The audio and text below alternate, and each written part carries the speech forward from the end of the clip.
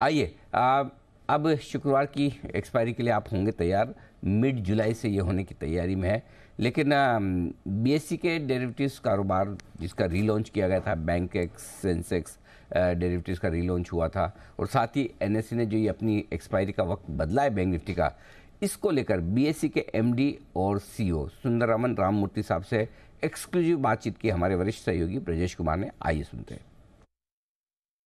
अभी हम देख रहे हैं इसका जो इंटरेस्ट जो है मार्केट में वो बढ़ता जा रहा है, और रिटेलर इंटरेस्ट भी है, इसमें एचएफटी का इंटरेस्ट आ रहा है आगे आगे से, और जो डीलर लोग हैं वो भी इसको पसंद कर रहे हैं और ट्राई कर रहे हैं। रीलॉन्च किए थे ये कॉन्ट्रैक्ट, 50 करोड़ का वॉल्यूम तकरीबन हुआ था, तभी थोड़ा थोड़ा करके बढ़ते जा रहा है। कल देखे थे मार्केट में न्यूज़ आया था कि बैंक निफ्टी जो है जिसका कॉन्ट्रैक्ट बहुत बड़ी मात्रा में ट्रेड होता है, तो उसका जो एक्सपायरी है उसको गुरुवार से शुक्रवार को बदल दिया गया है।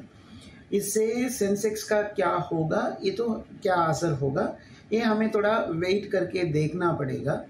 ज़्यादातर लोगों का रिएक्शन है कि ये जो सेंसेक्स अभी शुरू होने की कोशिश कर रहा है, सेंसेक्स तो कॉम्पिटिंग प्रोडक्ट नहीं है, ये तो कॉम्प्लीमेंट्री प्रोडक्ट है। तो अगर इसके ऊपर इतना बड़ा दबाव आ जाए तो शुरू में तो सेंसेक्स जिंदा रह पाएगा क्या, ये सवालात कई सारे लोगों के मन में है, ये हम भी देख रहे हैं। ये तो थोड़ा वेट करके हमें देखना पड़ेगा इसका मार्केट का रिएक्शन क्या है, मार्केट कितना सहयोग दे पाएगा, ये सब हम भी अभी नया न्यूज़ आया है, कल सुबह ही आया है, हम भी इसीलिए वेट करके देख रहे हैं।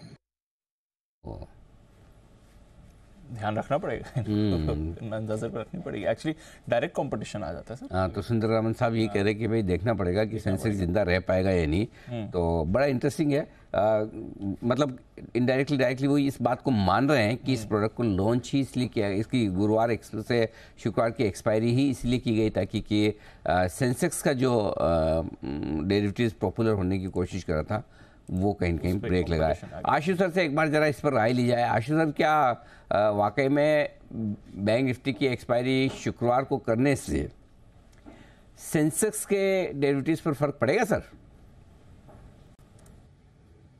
बिल्कुल पड़ेगा अनिल जी, बिल्कुल 100% पड़ेगा। और अनिल जी, कल परसों आप शायद इसके बारे में बात भी कर रहे थे।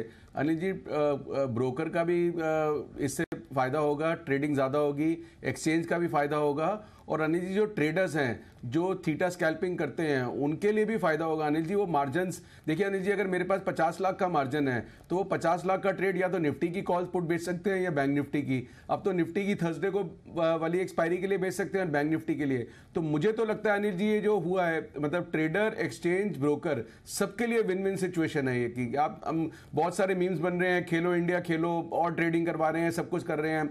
वो बात ठीक है अनिल जी, एक तरफ हम बात करते हैं कि ऑप्शंस के लिए there is a question mark, वो डेरिवेटिव्स के लिए डिस्क्लेमर्स आते रहते हैं, डिस्करेज करते हैं, और दूसरी तरफ ये एक्शंस हैं। तो मुझे लगता है कि Anil ji actions speak louder than words, और वो एक्शंस यही हैं कि ट्रेडिंग में इस तरह के उसमें सब राजी होंगे, सबको फायदा होगा और सबके लिए अपॉर्चुनिटी है। ये है आपके लिए राय इस वक्त। आइए बिगुल।